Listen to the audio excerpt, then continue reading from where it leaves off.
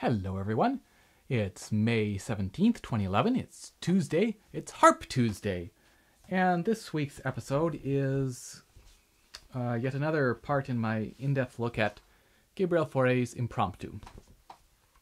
So where we left off a couple weeks ago was, well actually we backtracked and done this little section here,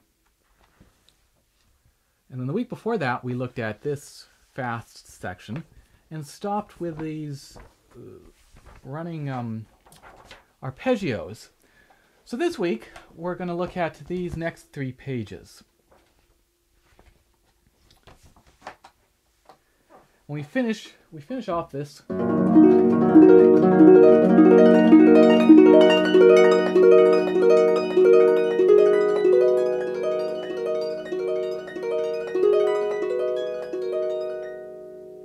and it tails away. It's got poco rallentando. It's a little bit of a, to my mind, it's a little bit of a pullback, but not much. It's more that you're fading away the sound as opposed to slowing down the speed. And again, you know, in this section, just thinking about evenness and making sure each finger is as strong as any other finger. And then we get this rather kind of funky little section.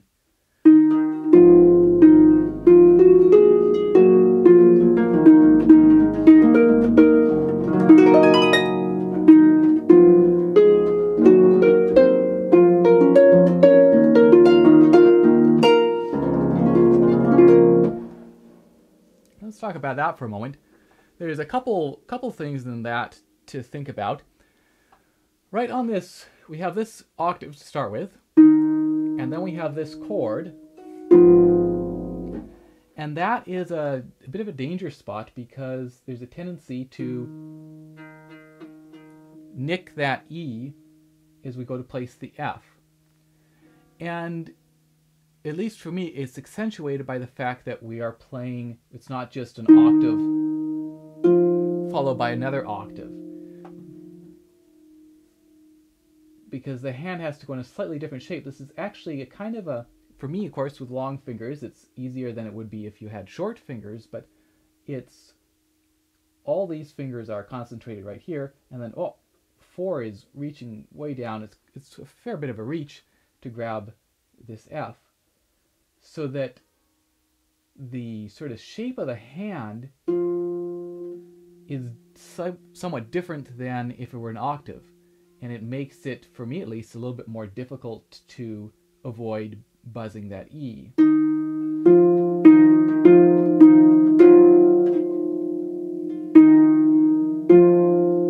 Or, so what I have to do is I grab that F first, you know, kind of approach from above and flatten the finger out a little bit and make sure you're putting it in the exact right spot, so that, you know, again, it's that matter of to not buzz, just don't do it, just finding that exact spot where you're not going to buzz. And so I grab that, and then I grab the rest of this chord. Don't have to worry so much about these notes up here because they're not as, the strings aren't as big, they're not going to be vibrating as much, harder to buzz. So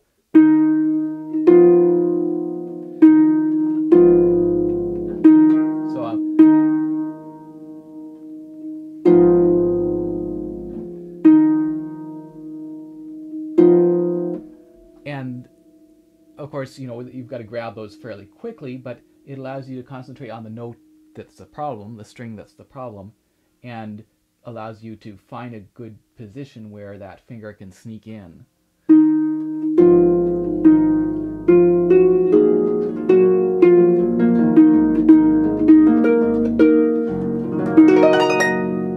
And there we have this great big arpeggio that is quite fast.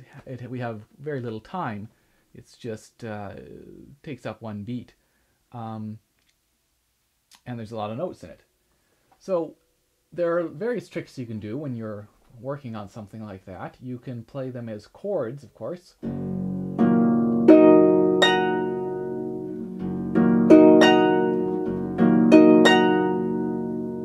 can practice just one of the jumps. So for example, this jump from down here to up here. Or this jump.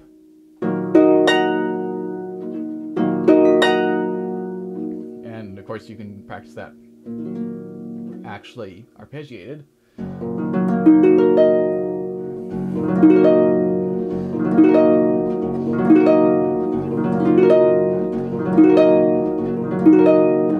And the advantage of doing that is you're able to concentrate on just sort of break it down and concentrate on just that one aspect, that one jump, rather than, because otherwise we know, oh sure, we grab this, but there's this right hand too that we have to worry about.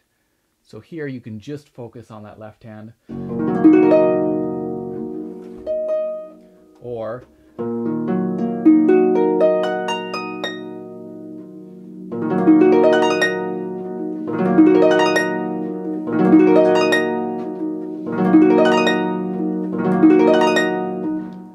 so again, you're just being able to focus on that right hand jump. And something else that's very helpful for jumps, and this is basically a jump, so that it's helpful both if you wanted to go, say, or, you know, some sort of big jump where you're moving quickly from a low note to a high note, or vice versa. And here it's kind of the same thing, except we're arpeggiating it. But something that's very helpful is to, I'll demonstrate with a right hand. Yeah, let's split this into chords for the moment. So play the first one. Relax completely. Just make sure everything's really relaxed. And I think I've talked about this in another episode as well. Just relax. Look at where your hand is going. Okay, these are the notes I want to find. And then, okay, we're really relaxed. Everything's relaxed. At some point you say, go. Well, you don't need to literally say go, but you make the decision that, oh, you're going to find those. And you're going to find and grab them and play them just as quickly as you can. So you do that a number of times, and then the sort of the counter to that is to play this and jump up as fast as you can, and then relax. Just relax. If you landed on the wrong notes, find the right notes. Just relax, and then play. And you can do this broken, arpeggiated as well.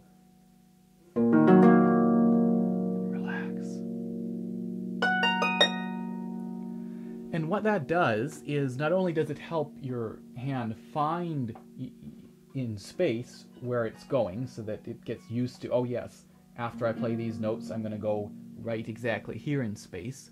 It also trains your arm and your wrist and your hand and your body to be as relaxed as possible, because there's a tendency to say, this is fast, I got to grab stuff quickly and tense up. So here we're practicing being relaxed both after we play these, before we jump, and being relaxed after we found them, before we play them again. So those are some of the little tricks you can do to work on the speed of.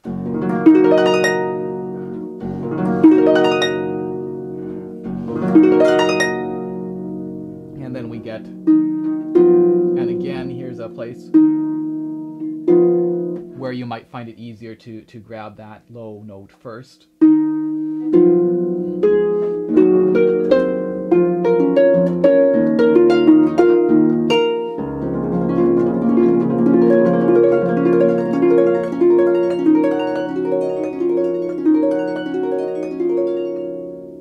And we get this little run up again, and again the things I talked about doing.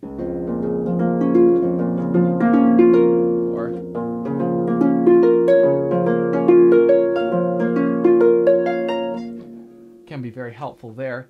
Now you'll notice that this time there's a diminuendo, but there's not this poco rallentando. And that's one of the things that draws me to not wanting to do much of a rallentando that first time, that it's, again, it's you have that feeling of sort of easing off. We've had all this kind of driving quality, and it's easing off, but we're not necessarily getting, it's not the end of the piece, right? We're still going, so that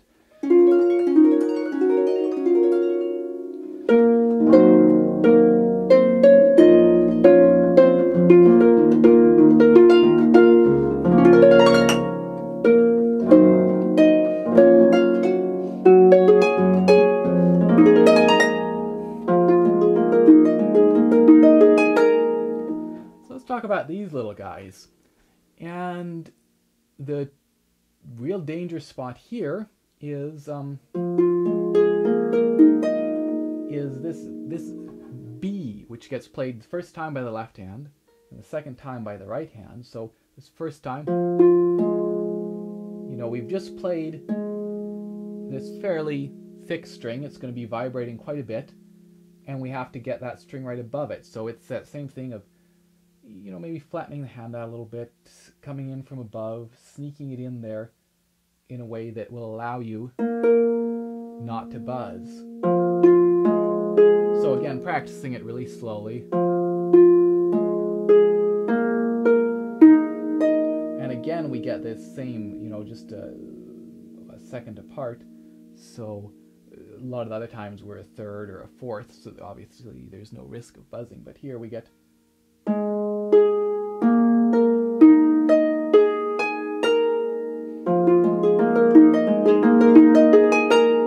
Notice there I caught a little bit of that A that time with the right hand. So it's a tricky little section, and again, just slow and working at a way that feels good to go in there and grab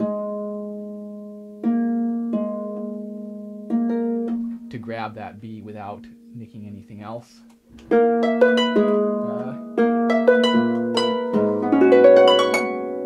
And I go down and grab stuff at various times.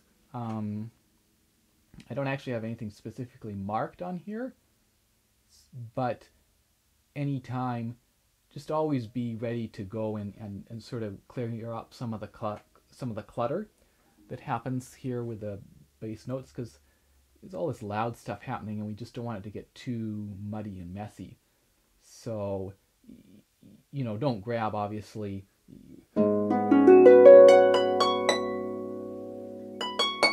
You don't want to grab that A, but you can clear up some of the stuff underneath it. You know, there's enough sound, we're not gonna have some sort of abrupt lack of sound.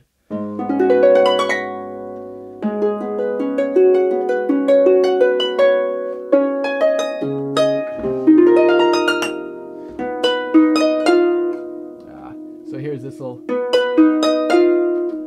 and I finger, because this has to come quite quickly. I finger it 4-3 on the bottom, and then 1-1 on the top. It's a little easier than, and you don't have to worry about any sort of buzzing there. So something to be aware of.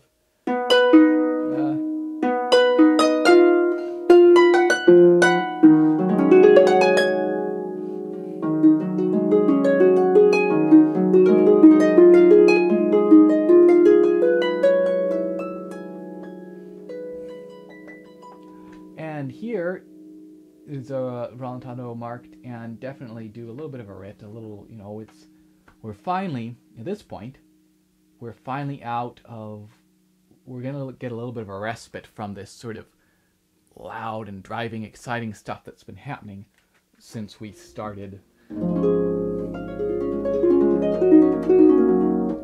So that's finally over. We're going to be quiet, and towards the end, you know, this section,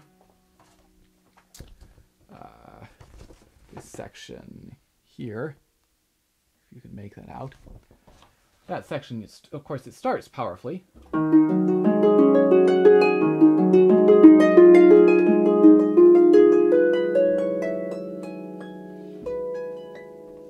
but towards the end, we want to lead into this new mood that we have. So that brings us to the last page I'm going to be talking about this week. And on top of this tune that's happening, we have this little right-hand passage.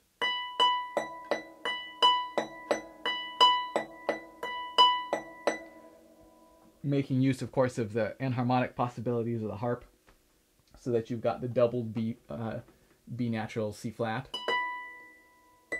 same note but being played with different strings.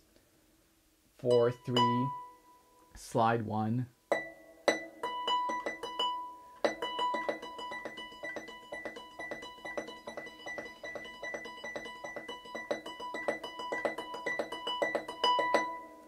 So that's something, a little thing to practice just on its own, so that that becomes really comfortable and you don't have to think about it. And paying attention to the fact that the downbeat is actually that first.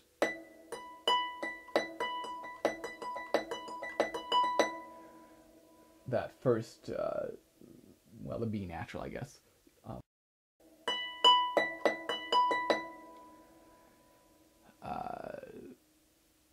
The second one, I guess, when we're repeating it, right? It's not, the downbeat isn't. It's...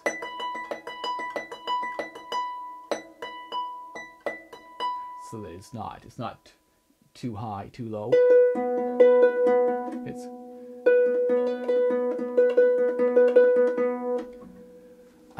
And you want that to become just something you don't have to think about, because we have something much more important to think about in this, and that's the left hand. Because we start...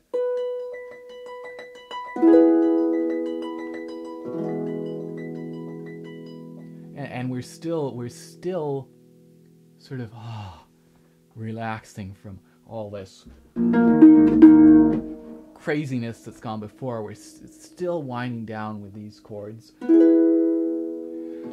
Just sort of saying, yes, we are really quieting down and relaxing. And then the left hand gets this familiar tune.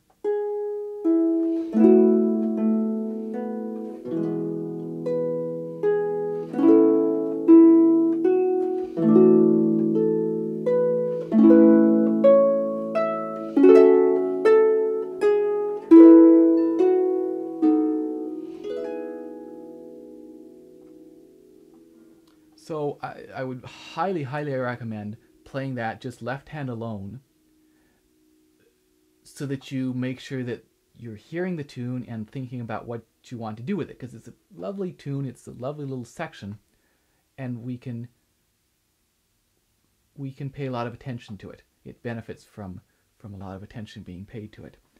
The dynamic markings that are in here, this crescendo and decrescendo, work quite nicely.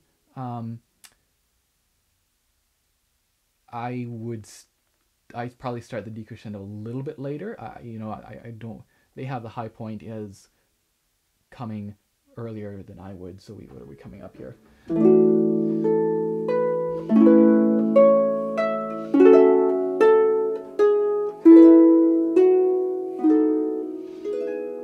So maybe this B double flat is, to me, is that's pretty close to the high point. So it's maybe a beat later than this hairpin decrescendo was marked. So, but see what calls to you. And towards the end we can do this nice little rit, but not too much. You want this chord to sort of come almost a little bit too early. We could be very predictable. We've got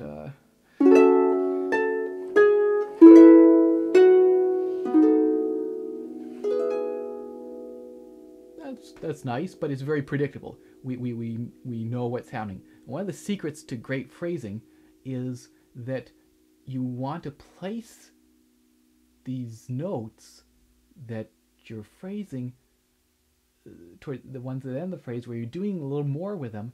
You want to place them in an unexpected spot whether that's, and generally that's being just a little bit earlier than would be sort of the predictable, safe place to put them. So, you know, we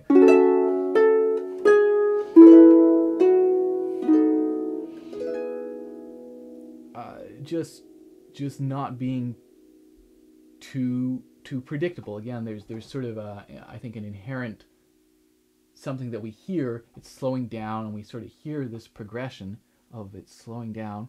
But if we can put some of these notes just in a little unexpected, sometimes maybe that's just a little bit later, but then it just creates this wonderful effect. So something to think about there. There's also a bit of a risk that this B double flat, which of course we're playing with A natural, will get muffled too early as you get set to play, especially if you're taking a little bit of extra time. You have the time there, and this is a case where you have to delay the placing to let that ring through as much as you can. And then of course the right hand over top is basically, we kind of ignore it, in that this is why it needs to just be able to be automatic. It just is there to accompany and serve what's happening in the left hand.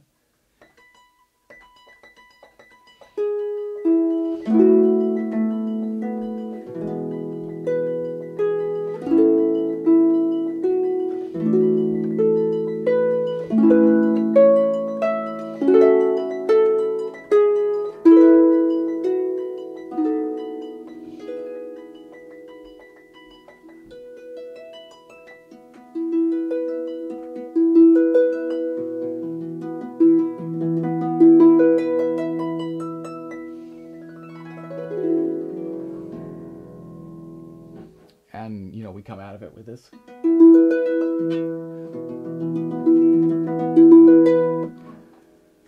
And nothing too tricky there, just making sure everything is as even as possible. So that brings us all the way to the last 3 pages, and I will talk about them 2 weeks from now. So thanks for watching. And in last episode, somebody posted wondering whether I take requests, whether if there's something that, you know, you're interested in me talking about. And I definitely would love to hear any requests or suggestions that you might have about things that you'd like me to talk about, whether it's a piece that you're interested in having me look at, or whether it's some technique or something that maybe is bothering you, or you just like an opinion on. So please, yes, feel free to get in touch, and I'd love to take your requests. And in the meantime, I will see you in a couple weeks' time. Cheers.